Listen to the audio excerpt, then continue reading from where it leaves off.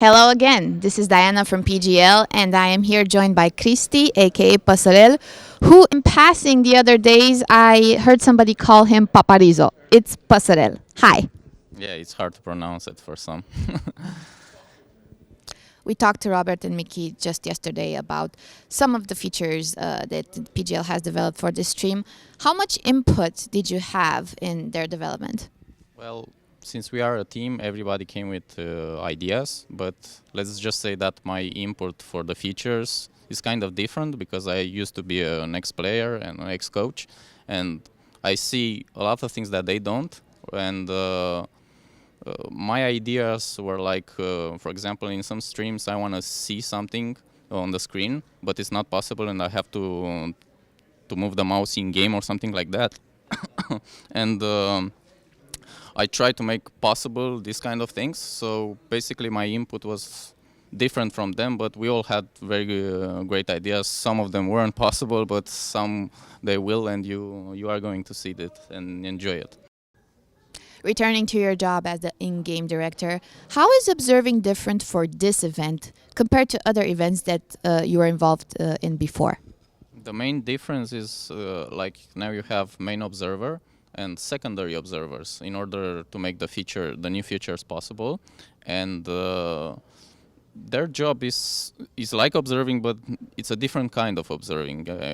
I mean, I can't exactly say how, but it's like they have to do specific stuff, and in order for that to happen, you need to practice a lot this. So this is the main difference between what Dota production in game was and what we will do. And speaking of past events, tell me on a personal level, how does it compare to be a coach at the International 5 to being an in-game director here? Well, as you can see on my face, I'm very, very tired. And usually in production is like that. I've been working for PGL TV like for 5 years. And at every event, you don't get too much sleep. Bad things happen at location. Things don't go as planned, and you need to solve those kind of problems. And you're not ready for them, but you need to solve them anyway.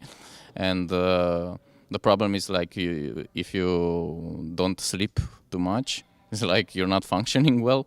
And when you're a coach, it's not like that. I mean, you have time to prepare things, to talk with your teammates. Everything should be fine. This is the main, let's just say, difference. But what's really, really annoying is that when, for example, I went to breakfast and Big Daddy was there and he wanted to talk to me. I sat with him for a while and he was like, let's go to the pool after. And I said, man, I can't go. I really have a lot of work to do. And he just said, just tell Valve that you need to help a player, and it's okay. It doesn't work like that, man. You have to do a lot of stuff in order to have a very good quality production. And another, Like sacrifice the pool. like sacrificing hours of your life, not just the pool.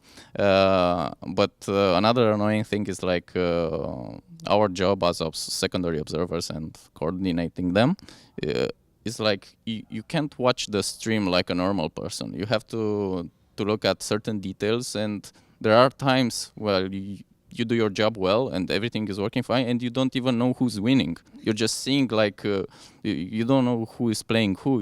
You say, yeah, that hero now push that hero now, everything is okay, let's go. And it's hard to watch the game, and but that's not a problem. I mean, at the end, you will find out eventually what happened. You can look at the VODs. Maybe I will be one of the persons that will watch the VODs to see exactly what happened. But you do know when it's going well and not. And as a final question, how does it compare to be a member of a professional Dota 2 team to being a member of a professional production team? There are some things similar. I mean, for example, we started with I was here in the beginning. We started with a mixer that small and 2 microphones, and now we're here doing Manila Major, and we have many possibilities. It's now a lot of things, a lot of toys that can do things possible. But what I really think it matters in the end, it's the people, because if you're working with people with whom you can communicate very, very well, and you can understand and you care about them if they're tired, if they're not, and all of them want to do a very good job, optimized and everything else, it's like exactly like in a Dota team. I mean, if you don't communicate, if you don't care about your teammates, everything goes down. And this is the thing that I see similar, and it's like flashing in my eyes when you're asking me that question. Because most of the people that are working here for the PGL TV, especially the young ones, were like Romanian champions at one game in esports or something like that. For example, my observers, BTI was the Romanian champion one time at Dota 2 in our country, and UCS was the second best Unreal tournament player. I went to him to WCG in the past. I mean, they all have this kind of a background where they, in some aspects of their life, they want to do things perfect. And this helps a lot. This is exactly what Dota players should need, and maybe people in general, in order to do great things. Well, thank you so much for your time. Uka, can you come? Can Uka replace you now on the end? Okay, like we saved the best for last. So Uka, take a seat. Is it Uka or Ux? Ux. So now that we have you here, you can show us the other side of the coin. What's it like to work with Ppasarel? It's fine. I've known him for a long time. I've known him for like 15 years. And last year I joined PGL.